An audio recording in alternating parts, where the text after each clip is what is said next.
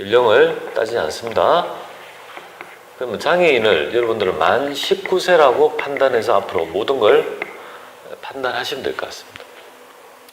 자, 형제 올해 그죠? 만 40세래요. 만 40세 소득이 없대요. 그리고 형님 집에 언제 산대요? 그러면 연령 요건 탈락입니다. 그런데 비보란에 장애인이란 말이 있으면요, 걔는 나이를 몇 살로? 19세로. 그리고 돈 안 버니까 나의 기본 공제가 될 수 있다. 이렇게 판단하시면 좀 편하게 기본 공제 요건을 할 수 있을 거라고 봐요. 자, 그리고 여기서 하나 더 그러면 이제 여기서 요 얘기 좀 말씀드려 볼게요. 소득금액 하기 전에 나이에 대한 얘기를 좀 해볼게요. 나이가 만 60세 이상이 되고 20세 이하가 되고, 이거는 사람마다 생일이 다르기 때문에 다 뭡니까? 각각 뭡니까? 다 다양하다는 거죠. 만약에 여러분들 몇 년생 한번 해볼까요? 60세 이상이면 1957년도 12월 20일생이라고 가정해봅니다. 20일생이다. 생일이 이렇단 말이죠. 57년생이다. 이렇게 가정해볼게요. 그럼 이분이 과연, 그죠?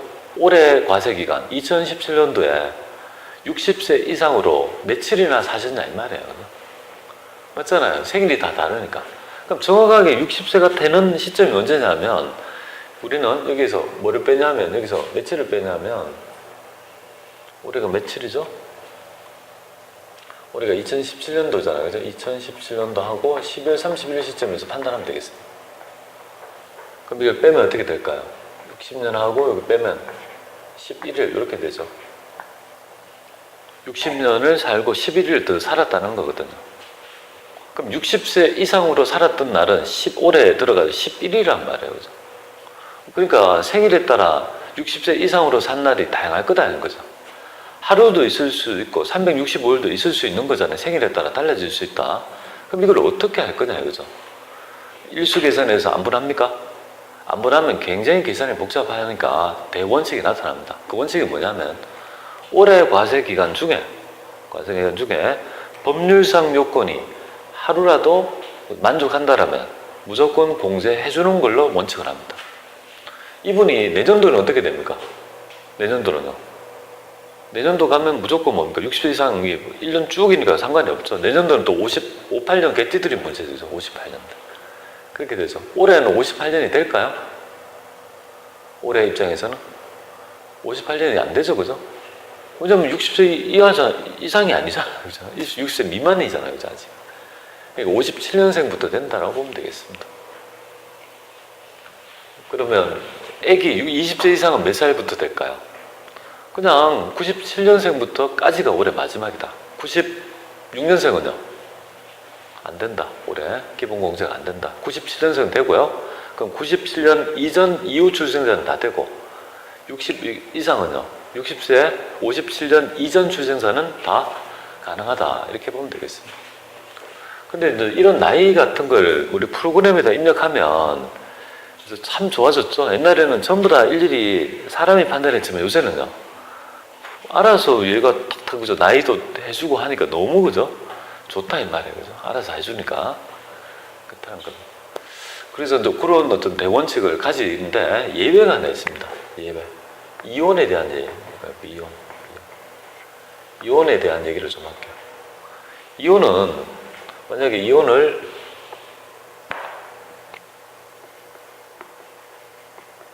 했습니다. 이혼을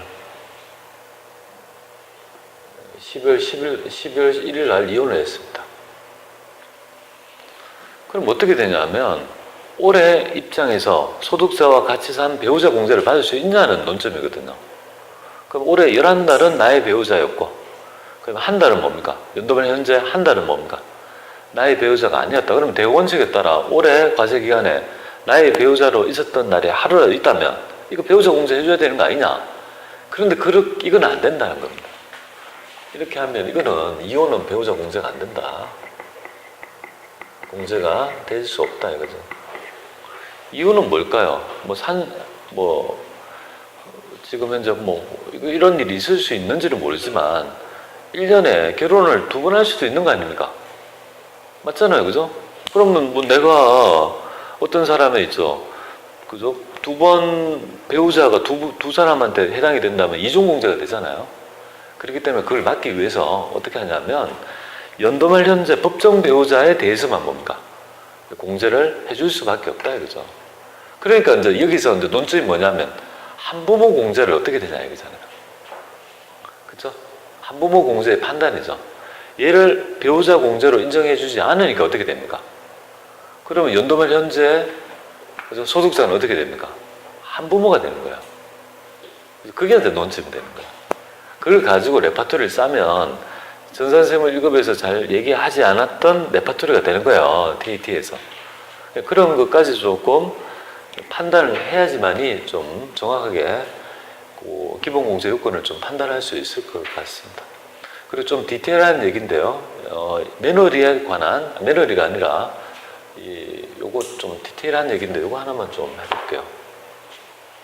여기에 지금 나와 있는 규정인데요. 여기 보면 요거 얘기입니다. 며느리나 사이는 뭡니까? 기본공제 대상에 해당되지 아니한다 이 말이잖아요. 며느리. 근데 이제 거기에 대한 예외적 제도가 있습니다. 그거까지 체크해 봐야 됩니다. 출제가 잘 되니까 한번 새겨보겠습니다. 자, 여기에 자녀가 있습니다. 자녀가 있고 자녀의 배우자가 있습니다. 자녀의 배우자. 그리고 지금 이 자녀 배우자의 기본공제 여부 한번 볼게요. 기본공제 여부.